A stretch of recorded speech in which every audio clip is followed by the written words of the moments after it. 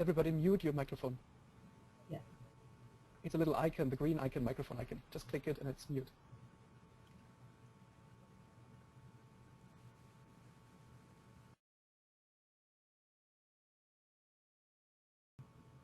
Okay.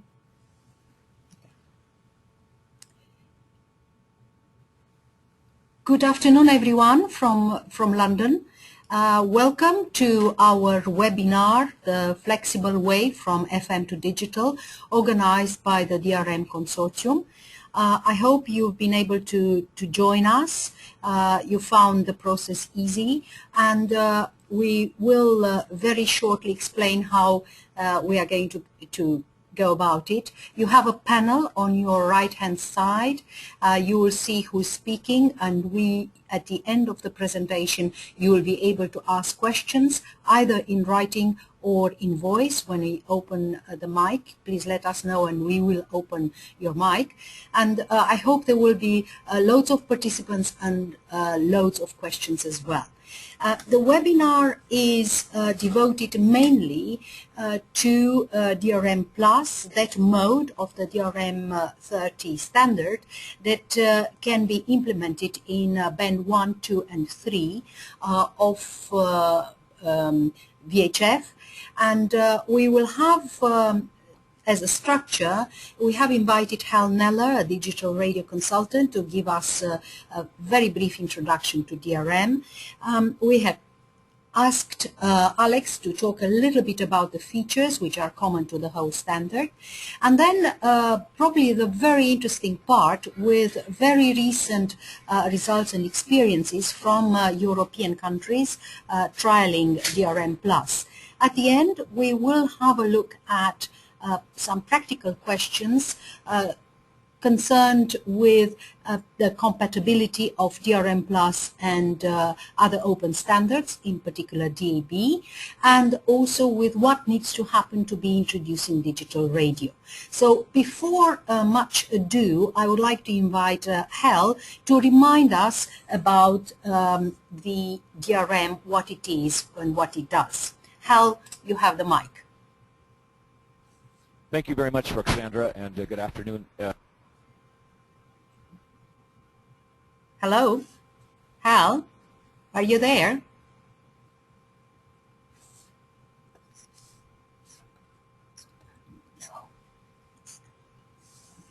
Hal? It's fair. Hal, can you hear us? You are muted for some reason. Not from us. Can you unmute yourself? Hello, Hal? Wow. Let's carry on, and let's hope that Hal can hear us and can start, and if not,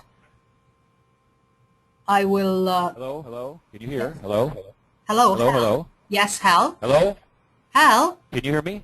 No, now I'm here. Can you hear me? Yeah, we can hear you. So I was just saying you are going to briefly introduce DRM for us. Yes, thank you, Roxandra. I don't know why I wasn't coming through. Yes, DRM is an extremely flexible digital standard. It's the only global open digital radio system which can be used in all of the broadcast frequency bands. That's very important because it's a common set of standards across the entire frequency range of broadcast bands. It can be used flexibly to cover very large geographic areas, entire countries or regions, as well as smaller communities, rural areas. It has, depending upon the frequency chosen, a great deal of flexibility in terms of what is covered. Important for community broadcasters, a low-power local service option is also available. Receivers are simple and easy to use with better audio quality and rich multimedia applications.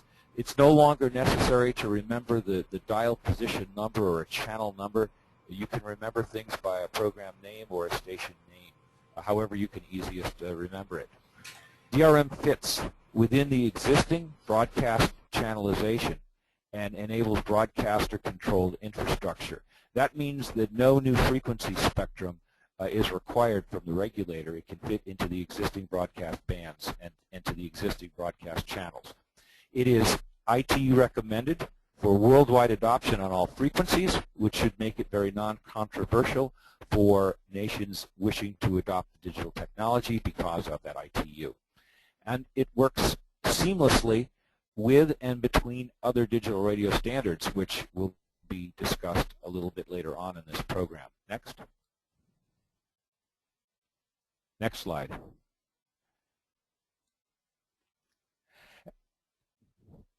So it's a global digital radio standard endorsed by the International Telecommunications Union.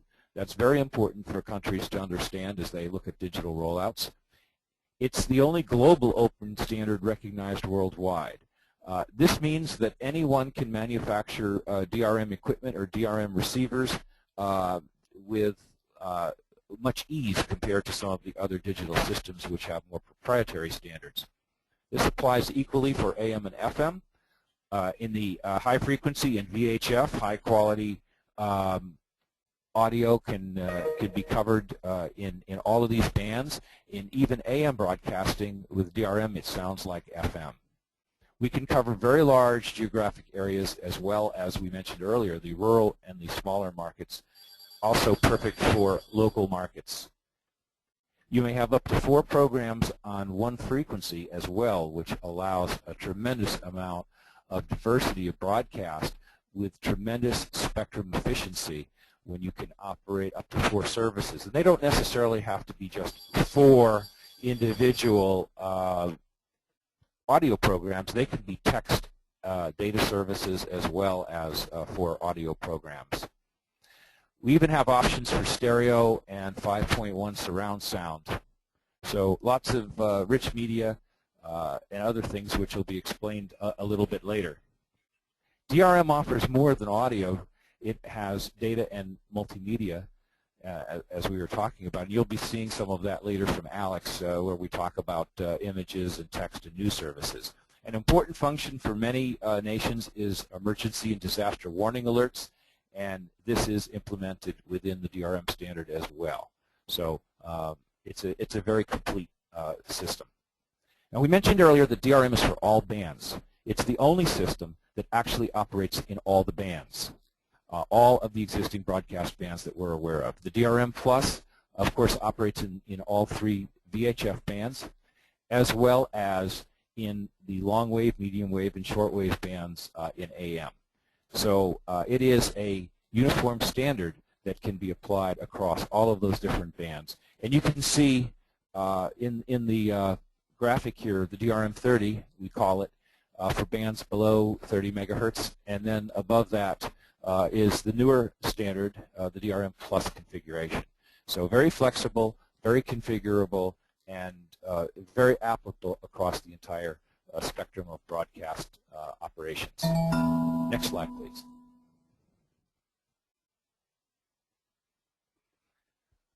Okay, so here you can see some of the different coverage areas that can be used with DRM 30, with the skywave signals and medium wave signals, shortwave.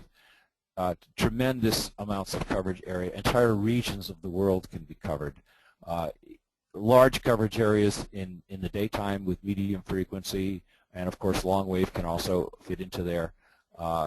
In many cases, an entire country could be easily configured to be covered by 1 or 2 medium wave frequencies. And as you get down into the city area or into the smaller communities with the VHF band, limited to more line of sight coverage areas, we have DRM Plus. So as I said earlier, very, very configurable depending upon what your individual needs are. And you can intermix these signals together to create a network within a country to provide full coverage. So this DRM Plus recently is our newest standard. It received ETSI certification in 2009. It is endorsed by the ITU as BS 1114 and the ITUR BS 1660 for planning parameters. We offer more content and choice with DRM, up to 4 programs on one frequency, and new digital transmissions can coexist with current analog broadcast, which is a very important consideration during that phase-in period where you don't want to just turn off the analog signal and lose your audience. You allow for an orderly transition to digital. It fits in DRM Plus into a standard FM channel with 100 kilohertz of bandwidth, making it very easy from an allocation standpoint. And depending upon how you configure the signal, you can have a stronger, more robust signal, or if you have a very strong, already robust area, you can have more throughput. So this digital system allows for a tremendous amount of configuration flexibility as needed. And as I mentioned earlier, you can think about frequencies, not think about frequencies, but rather names, so it's easier for you to remember stations. Already worldwide tests globally, many in Europe, Asia, India, Brazil, etc. So it's a well-tested standard at this point, and we know it works. We'll have a little bit more about the latest trials later on, and let's turn it over now to Alex, who's going to take over from here. Okay, Yeah, thank you very much, Hal, and let's get a bit deeper into DRM and what it can do. So, Alex, can you take it from here? And welcome to all our participants who are from all the continents. Glad to see people from Latin America, Africa, Asia, India, Russia, Europe. So, welcome to all of you. So, Alex, why don't you take it on?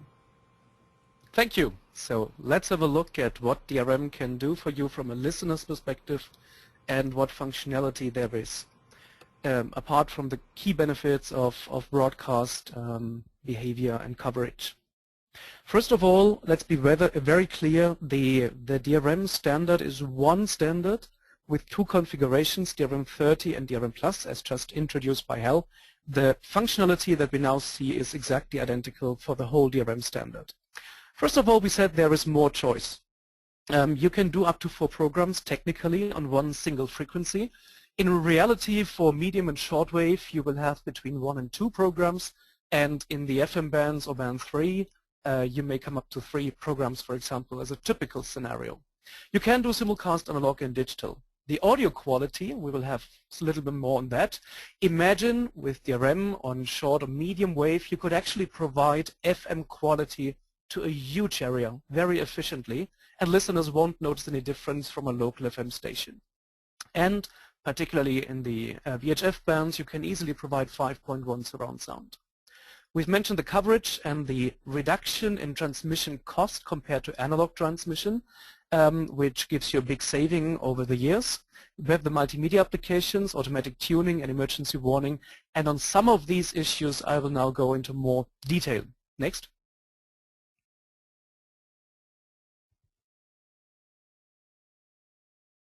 First of all, the audio part. Unfortunately, I can't give you a sound demo right now how the comparison is between AM transmission and DRM. I can assure you it's crystal clear as long as you are in the coverage area, and that is the huge benefit of digital transmission. If we look further beyond that, we can bring radio into the surround era as known from the cinema, Blu-ray, DVD, so your listeners appreciate surround sound. And in DRM we can do that with a very small extra piece of information. There's no need for simulcast because our transmission is still fully valid and fully compatible with existing mono and stereo receivers. In terms of advanced and multimedia applications, we have text messages, short pieces of information that are sent out by the broadcaster and update automatically, typically very program specific, the song you're listening to, for example. We have Journaline, the advanced service like an electronic newspaper or the Anytime News, which can even give you back-channel interactivity, so your broadcaster can link you easily on a connected device to web pages, let's have your phone numbers called, SMS sent, and so on. Slideshow gives us images and even a little bit of animation. The electronic program guide tells us what's coming now and next on that same program and the whole network of programs. And of course we have traffic information available, particularly relevant in the VHF bands for local broadcast. All in all, there is great potential for new revenue sources, particularly for commercial broadcasters, but also for public broadcasters who want to engage closer with their listenership and, for example, reuse the whole amount of content that they provide on their website, but so far not on the radio set. How it looks like on a radio set is shown now. These are examples of an EPG, of the journal text service, of the images that are sent out, and even a new application that is currently in the process of standardization and development that's called DVMO, small scale video for short and medium wave, for example. Next. The emergency warning system is very important, a very important feature for many parts in the world, both with local coverage, but particularly with the benefits of DRM being available on medium and shortwave, and thus providing large area coverage and coverage from a long distance away. As shown recently in China and other places, it happens that, and in the US, it happens that the local infrastructure, in case of natural disasters or emergency events, breaks down very quickly, the cell phone network in particular, whereas with digital radio broadcasting and DRM, we can still reach those people and give a last resort and a last possibility for getting information through what's going on and what's happening. In DRM, next, we implement that through the emergency and disaster warning feature, which tells the receivers, all the DRM receivers, to switch to a current emergency program if that is put on air. This trigger is typically provided by the authorities and sent out through all the stations. On the emergency program, people can then listen to the audio part, the announcement. That, of course, is in one language only. So in addition, we use the text features of DRM, the text messages and journal line, where people then can get more information, more detailed information, what's going on in their own language. So this is them providing the instructions and the details of the information in many languages simultaneously. Next, this is an example how that particular text information can look like. So we have an emergency broadcast. People can listen to the broadcast in one language. In India, that might be Hindi, but of course that is only relevant for a part of India. And in addition, we can then provide local languages and get the information through. Next.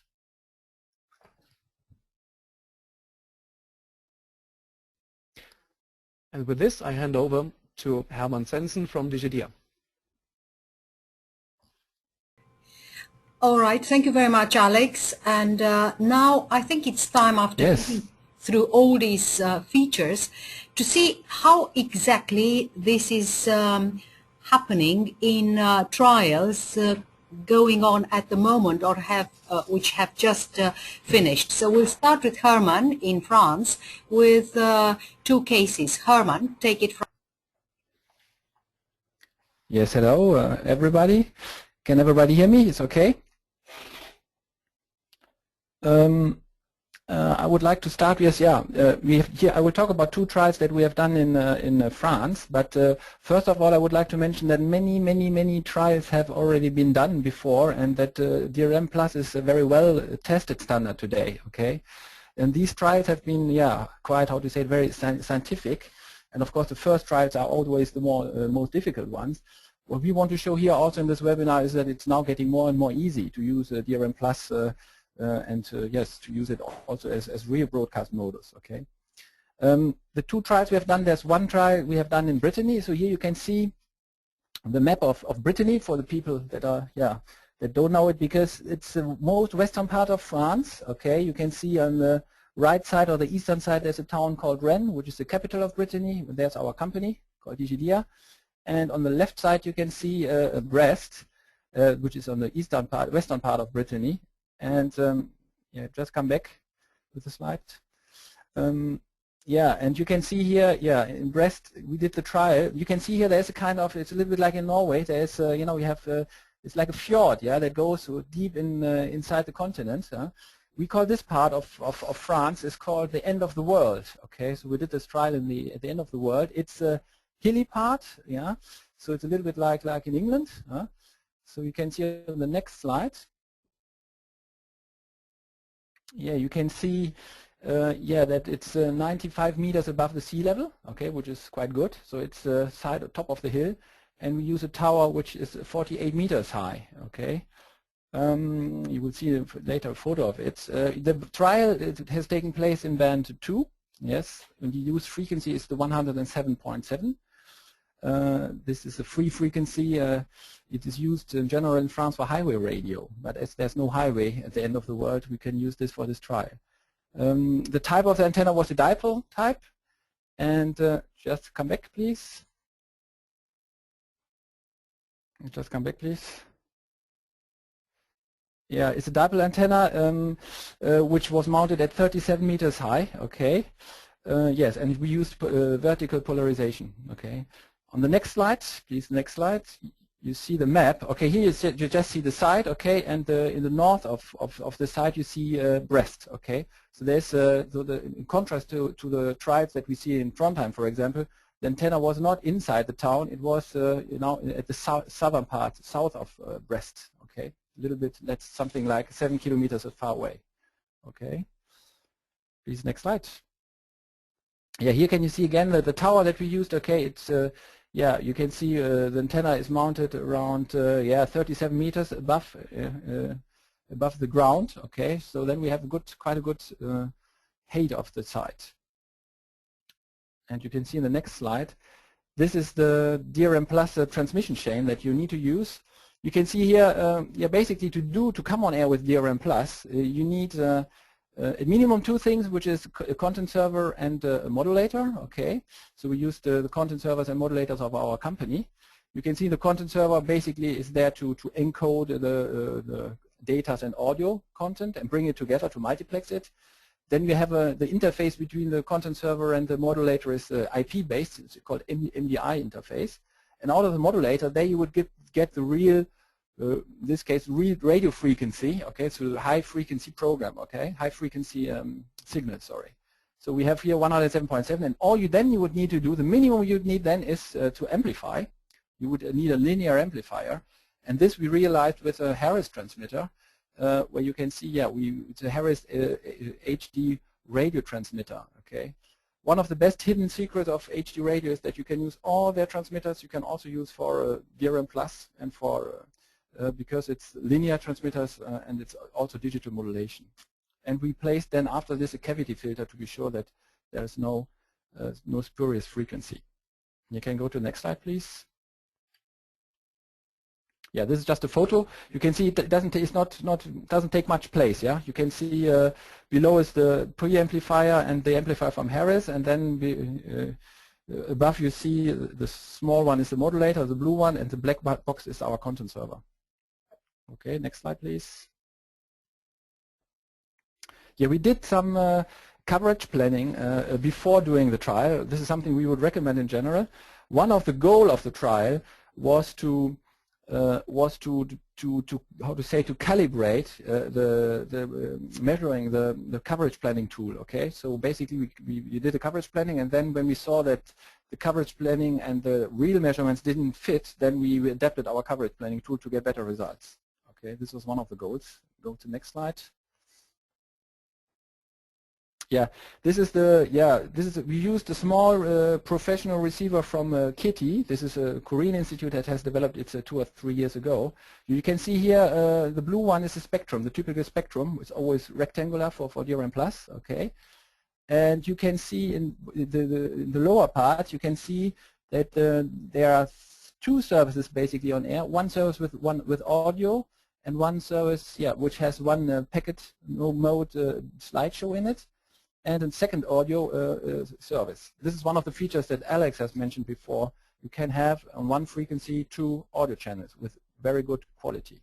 Okay.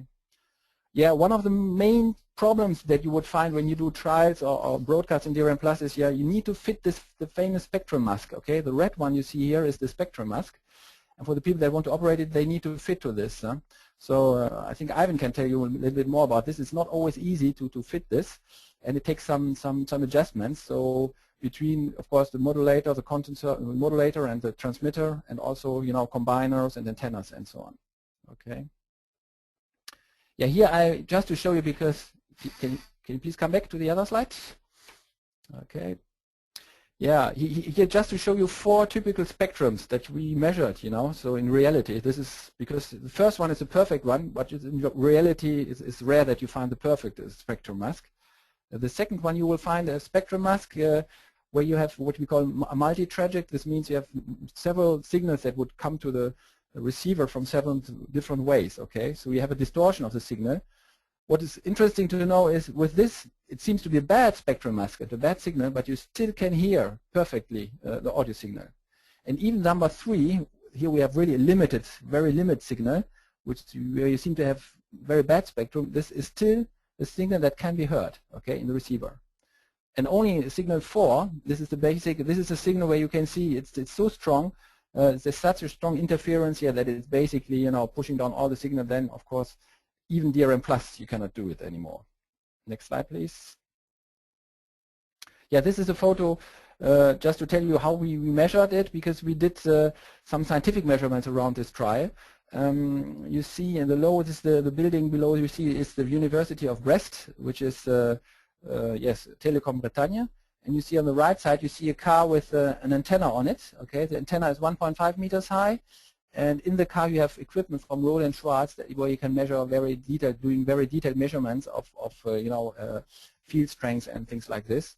It was automatically done, you know, the car drove around maximum 90 kilometers, and every 10 seconds we took a measurement, okay, with the Rohde & Schwarz equipment. And then next slide. This is something you would not need to do if you can be on air without doing all these measurements, of course. Yeah, these are the results of the measurements. You can see then, yeah, you have 2 maps here. The first map is for 16 QAM, where you can see we have a 10 kilometer coverage. Okay, and in 4 QAM, which is a more robust modulation mode, you would have 15 kilometers coverage. Okay, and then please the next slide. So this was it for the results of the Brittany trial. The next slide we will start with to talk about the Nizza trial. Okay, there are 2 specific things about the Nizza trial. Is firstly, it's not at the same frequency. It's done on band 1. Yeah, please come back to the slides.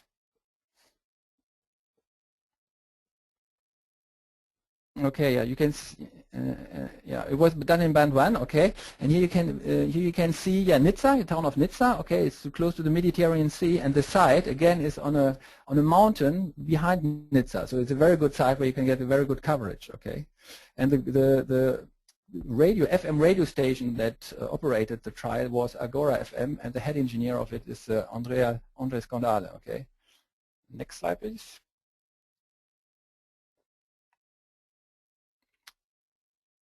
Can you put the next slide, please? Yeah, here you can see the tower. Okay, so again, it's quite a good tower, but you have several antennas on it. You have also DAB antennas on it, FM antenna on it, and the lowest antenna you can see is the band 1 antenna that was used for this trial. Okay, next slide, please. Just to give you some. Yeah, again, the setup, again, we find the same setup, content server, modulator, and then we have a band 1 amplifier, HM radio diffusion amplifier from the United States, and again, cavity filter, okay, but everything, of course, adapted to 60 megahertz, okay. Come to the next slide. Yeah, you can see also, it's even more compact than the other ones. You can see the blue boxes are content server and modulator, and the black box is the amplifier for band 1. And another thing, yeah, as we are in band 1, you know, André, he did some creative, how to say, creative things, because, you know, not all the material is available. For example, for the Kitty receiver, it's for band 2, so we constructed the up converter to be able to receive also band 1 signals. And on the right side, you can see it's an antenna he has done for himself. This is in his garden where he has, you know, a ground plane antenna, and he can receive even 40 or 50 kilometers from the sites. And next slide. I think you'll find the results. Yeah, we use the same KT receiver, you know, same thing. Here you can see a signal which is not perfect, but not too bad. Okay. And last slide, you can see, yeah, here he drove, you know, from around Nizza. It is about, how to say it, 9 or 15 kilometers around the Mediterranean Sea, and you can see only 2 sites in red where he didn't get audio. Okay. So it's a good coverage. So he was quite happy with this. On the last slide, I can show you a photo, and if you want to have more information, you can also go to, but it's in French language, you can also go to this blog of Mr. Scandale, where you can find more information. And that was for my part. Thank you very much. Okay, thank you very much, Herman. And the last example is from Norway. So I will invite Eivind from Radio 21 to talk a bit about the trial in Ventu in Trondheim, 500 kilometers north of Oslo. So Eivind, the mic is yours. Yes, I will tell you a bit about this test trial in Trondheim. Actually, we are using a very well-known tower in Trondheim called the Tyholt Tower, with a very good restaurant at the top. And as you see, the antenna is in the middle of the antenna tower, the thin antenna tower. The meter above ground is 102 meters, so it's very high located, and it's covering the whole city. The frequency was 94.0 megahertz, and we're using the nodal transmitter VS300 plus the VS DRM. We use the DigiDia modulator, and we have the current output power is 25 watts. The antenna is a Sierra FMC01. It's a very popular antenna worldwide. This is a cross-dipole, and it's very interesting to see how it worked on the DRM, which was very, very great. We used a combiner in use, the Delta Mechanica Starpoint combiner, and we found some issues with the Starpoint combiners that could be interesting to try to find out what happens in the Starpoint combiner. Next slide, please. When it comes to the technical, please go back again. When it comes to the technical parts, that is one part of it, but the other part is, of course, the content. Everyone is keen to see how the content is look like on the DRM system. And when we're using the DigiDia modulator, we used the Fraunhofer content server for presenting the DRM service, which is very, very beautiful service for DRM. And it's very good for stations across the globe to get newspapers out in the broadcasting environment. We used Fraunhofer DRM content server in two modes, 4 QAM and 16 QAM, where we have one audio channel and 3 drone service in 4 QAM, and in 16 QAM you have 3 audio channels and 1 drone service. As you see here on the image here, you see we have 3 channels. We have Metro, we have Radio Rocks, we have The Beat, and we have 1 drone service called Rolling Stones, which gets a feed from RSS feeds from the internet. And here you see we present the Metro with slideshow and song and artist info. Next slide, please. This is the greatest thing we did with the system in Trondheim when it comes to content, that we actually use a Trondheim service that provides news via the DRM system. And it's a simple RSS feed from internet, feeds the receiver, so it can be easy to send newspapers on the DRM system. As you see here, here's the news from Rolling Stones magazine.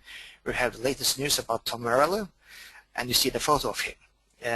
And this makes a new options for the broadcasters worldwide, because you can feed, for example, shopping centers across the globe with journal service together with radio service, and it's possible for the broadcaster to get more revenue of their transmission chain, both from band 1, AM, band 2, band 3, wherever you have the DRM system. And thanks again for the next slide. It was a bit fast, but it's okay. The journal service is a very good system for the broadcasters to get more revenue. But when you go back to the technical issues, many of you are interested in the technical issues. And here you see on the left side, you see the transmission with the modulator from DigiDia, and you have the nodal transmissions chain with VS300 at the bottom and VS-DRM on the middle, and you have the combiner in the middle here. And if you see on the right corner, you see all the services. We actually can use one antenna for 4 services. Here you have 4 analog services and 1 DRM service. So it's actually possible for you to use the same antenna in the FM band.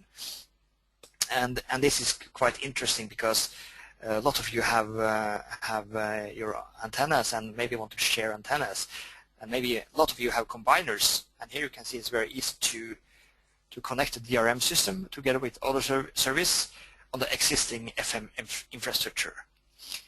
Next slide, please. The DRM trial in Norway continues. We have a license extension until October this year. So we will do more testing and, of course, more investigation about the system.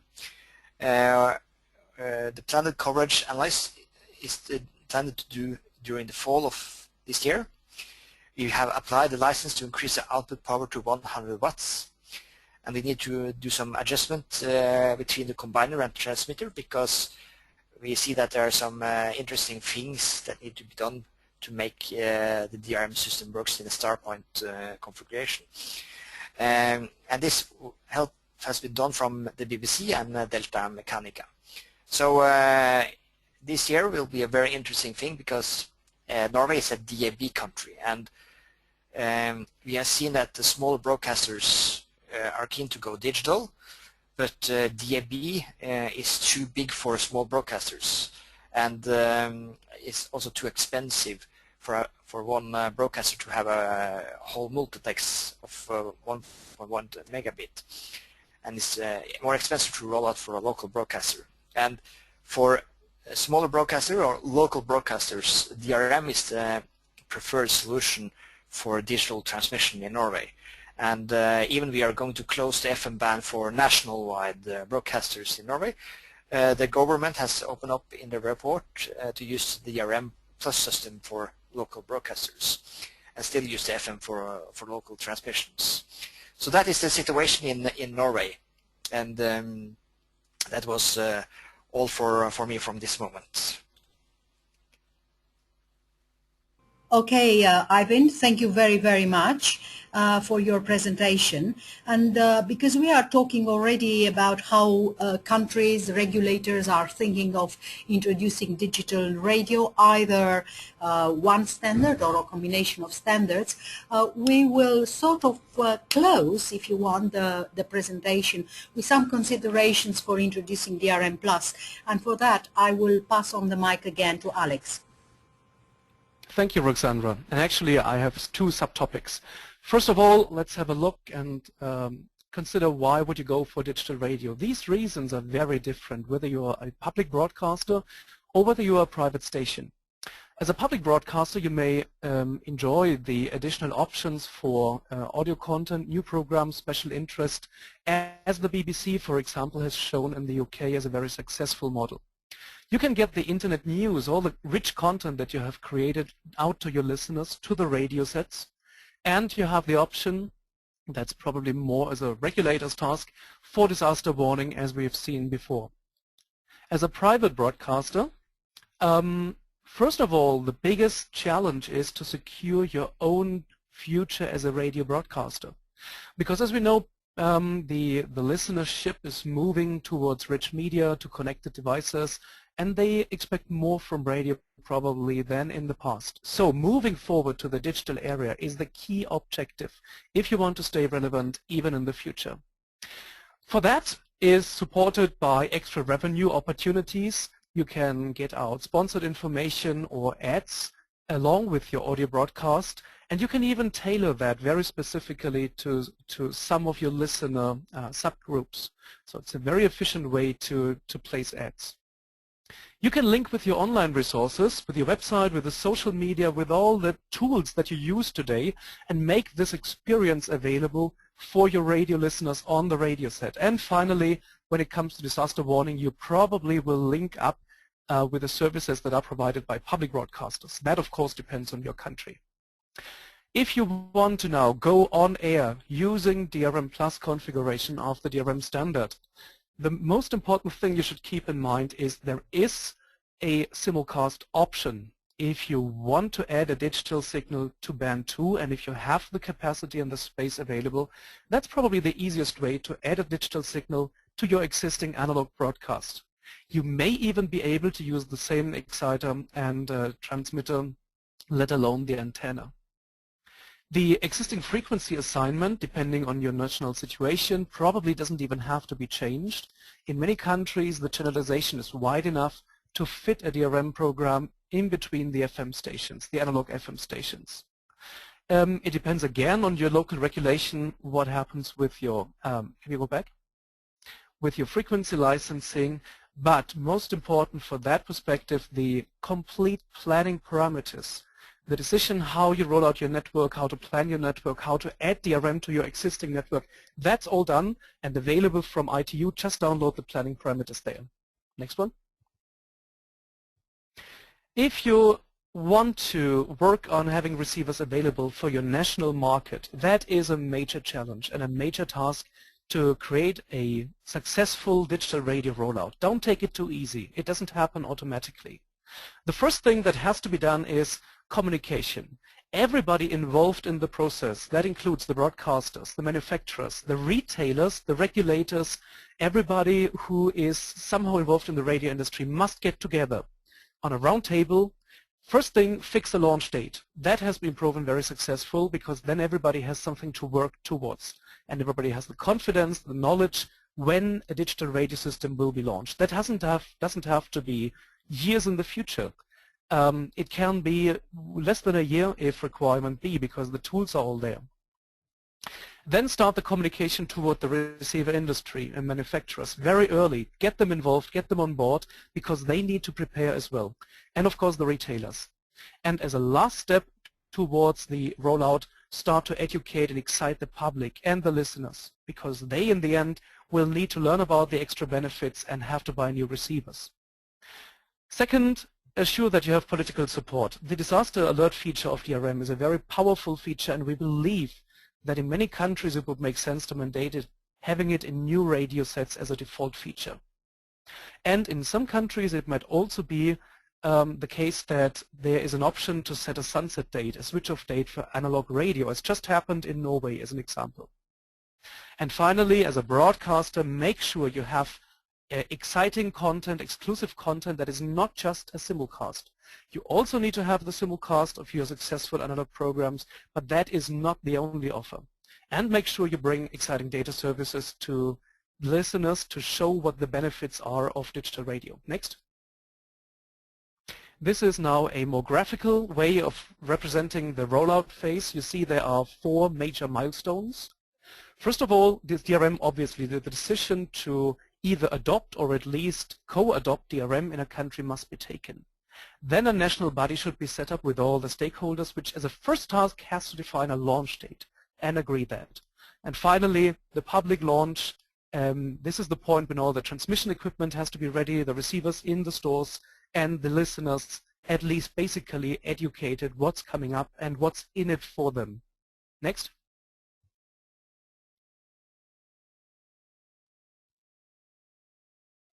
This is the communication part. Before the public launch, have the basic consumer information, and after then start with events, start with giving away receivers, drawings, whatever you come up with as a clever idea to promote digital radio for the future of radio. And now let's have a look at another aspect, and that is in many countries there is already a digital radio standard adopted for historic reasons, like DAB+ in Europe, in Australia, in some parts of Asia. I can tell you that Digital Radio Mondiale sits very nicely and complementary along with other digital radio standards. It works seamlessly together, particularly with a DAB platform, which, just like DRM, is an open standard for digital radio with ITU endorsement. No hidden secrets, it's a publicly available information. If you want to compare the two, first of all you have DAB+. That is an efficient solution for broadcasting digital radio if you have plenty of own programs, or if you have a multitude of broadcasters which share exactly the same coverage area and which don't mind to install a neutral multiplex operator, a third instance which then provides the transmission capacity. Because in DAB you have the 1.5 megahertz multiplex, which is shared by 20 or so stations. In DRM Plus, that adds, again, for local and regional coverage, the individual services or coverage needs of a broadcaster, or it allows, very important to some broadcasters, to run and carry on running their self-controlled transmission equipment. So it's an individual service transmission. DRM 30 is remember, the AM part of the DRM standard, and that is unchallenged worldwide because it's the only digital radio standard that has shortwave support, for example, and seamlessly works on medium wave, even in simulcast, along with an analog signal. And that, of course, should be added to the receivers worldwide, whatever the local standard adopted is, because DRM 30 is available and covering today basically half the world population already. DRM and DAB+ definitely provide complementary solutions. On the next slide, I will go a little bit more into technical details. So you have exactly the same idea, mobile terrestrial broadcasting with single frequency networking option. You use the same audio codec for DAB+ and DRM. You have the identical data and multimedia applications, so the service layer is more or less identical, which is very important both for broadcasters but also for the receiver industry. You have mutual service linking and alternative frequency signaling between the two standards, and most important, probably open and ITU recommended. Both are open standards, no hidden secrets. So from a listeners and broadcasters perspective, DAB+ and DRM offer absolutely equivalent functionality. The receiver implementation can be very efficiently done. Adding DRM to a modern receiver chipset that already supports another digital radio standard is a tiny step compared with a step that we did in the past from analog radio only to adding digital radio, whatever digital radio system, as a first. Now adding DRM is easy, and we see all these combined chipsets coming up from different manufacturers. Most of them actually just recently joined the DRM consortium. Very important, if you have receivers that support DAB+ and DRM 30 for international reception and large area coverage, when adding DRM+ for your local needs, that doesn't add any IP royalty cost for the receivers, so very efficient. Next, as a summary, we can say that DRM and DAB+ are one digital radio family with identical features from a user's perspective. DRM+ adds the individual service perspective. DRM and DAB+ are ITU recommended open standards, and finally the implementation of adding DRM+ is a relatively minor step. In a combination, we think that for those countries that have already adopted DAB+, adding DRM is a great opportunity to give their broadcasters the freedom and the choice to go on air with the most efficient solution for their specific coverage and broadcast needs, without making any difference from a listener's perspective. That's it from my side. As a summary, on the next slide, we now start the questions, and I hand back to Roxandra.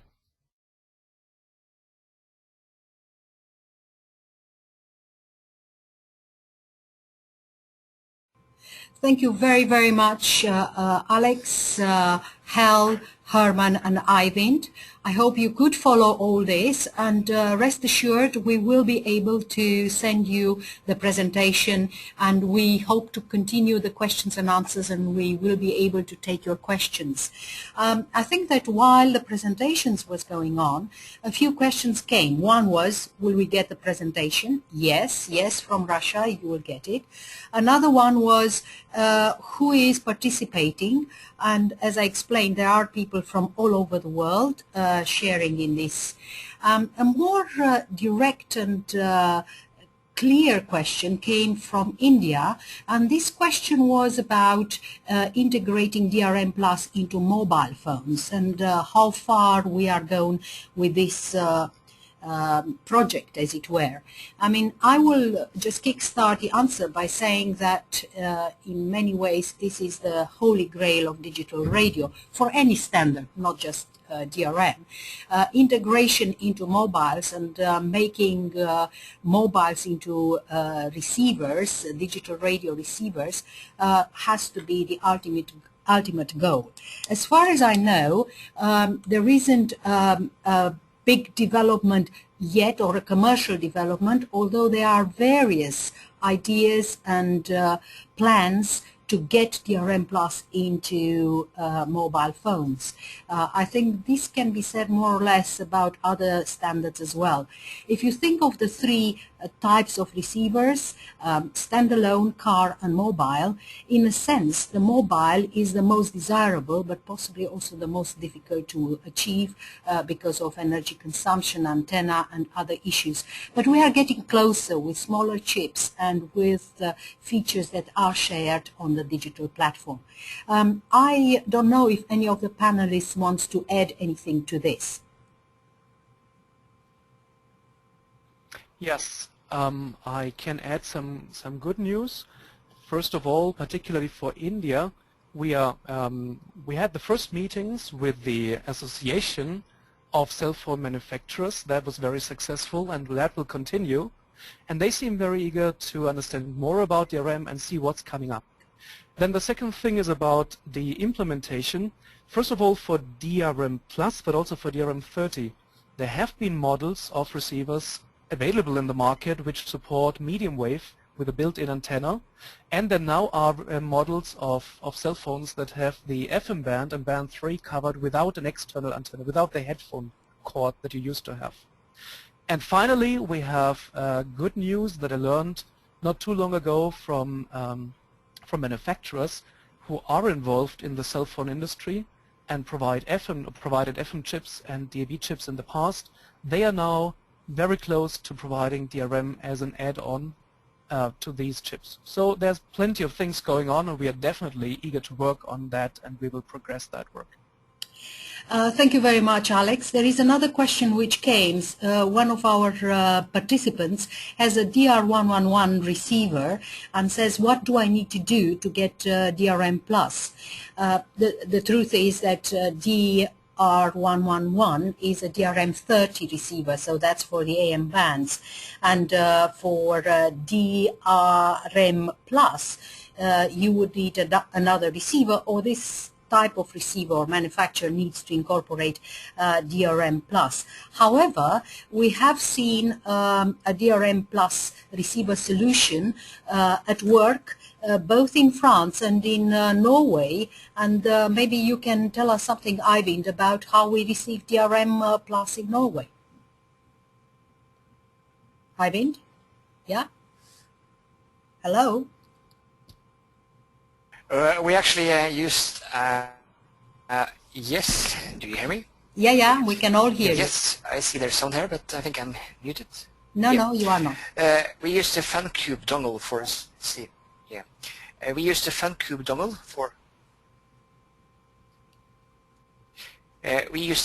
dongle for, receiving the DRM Plus system in Norway. It's a easy software-based receiver, where we got this receiver solution from Fraunhofer, and we were able to receive all the services from the DRM system. Okay. And maybe then I can add a little bit to this. First of all, Fraunhofer has as you saw, the solution ready. The FunCube actually, and the software, the multimedia player that we provided as an very early implementation, already supports both DRM Plus and DRM 30 configuration. Maybe one last word on the DR111 question. The DR111 was designed when the DRM standard didn't include the DRM Plus option yet, the configuration. Remember that only early last year, DRM Plus, the configuration for the VHF bands, was officially endorsed by ITU. In our receiver profiles, the DRM consortium has already made sure that for future receivers, the support both for DRM 30 and DRM Plus configurations, at least in medium wave, shortwave, and the FM band, and whatever locally is regulated, such as band 3 in the future possibly, or band 1, will be supported by the receivers that follow these receiver profiles. Just for those who hear my voice and see Charlotte's name, just to put your mind at rest, it is me, and it is not Charlotte impersonating me. It's just that she registered as the organizer, and it is easier that way, but it is really, Ruxandra speaking. We have got a few more messages and questions. We are very fast running out of time, but just to reassure everyone, if you send questions and have sent questions to us, we are going to reply to you after the webinar, and you can continue to ask questions as well. We, from the many questions we have received, I will obviously select the nice praise for our presenters, and we also want to get quickly another one if the dongle is available for MacOS. It's Peter David. And yes, for iPads. So is for Macs and iPads. Question, is the dongle available for Macs or iPads? Very quickly. Ivan, Hal, Alex, what do we think? Well, the dongle is definitely available. The software, the DRM multimedia player provided by Fraunhofer, that works on Mac and on PC as well as on Linux. It's still a very early version, as I said. It's not yet the final version. For the iPad, that might be a little bit more effort, but we are looking at having solutions, USB stick-based solutions, also for Android-based devices, for example. Okay, I think that we will very shortly have to close this webinar.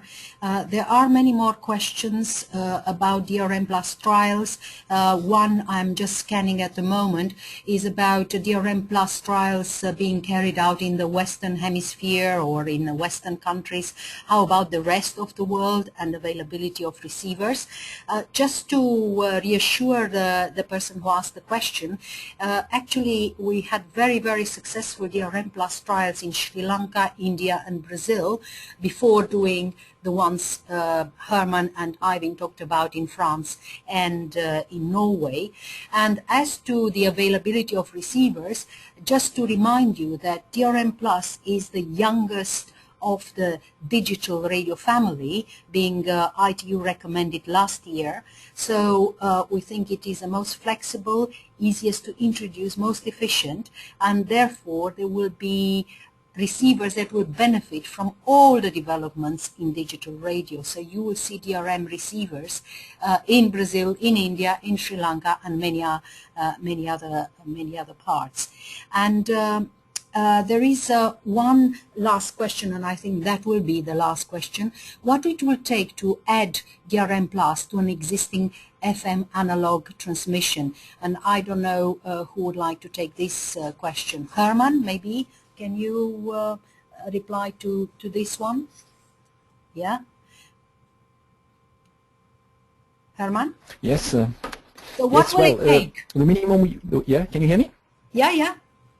Well, you would need the minimum you would need is the content server and the modulator, okay?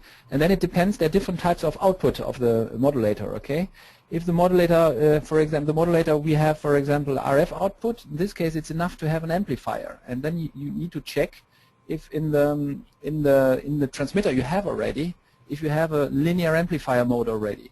This would be the case for all HD radio transmitters, okay? This is also why Ivan, he used, for example, an auto transmitter, and we used a Harris transmitter, okay? But if you have a Class C FM transmitter, this is then much more difficult, yeah, or you have very, very low powers. But basically, it's not possible to have a Class C FM amplifier with DRM Plus because you need linear amplifiers, okay? Okay, thank you very much, Herman. Thank you very much, Hal, Alex, Ivan, Herman again. Thank you to Charlotte. And just to remind you that Charlotte is Charlotte and I'm Ruxandra Obreja, and I'll bring this webinar to a close. You will be able to have a link and look at the presentation at length and at your leisure. We will send you the presentations as well, and you can continue to ask questions. We thank you very, very much. It's the highest participation we've ever had for a webinar. There is growing interest in DRM, and we've tried to squeeze everything in 1 hour. If it was too fast, too rushed, We apologize. Maybe we should have more webinars.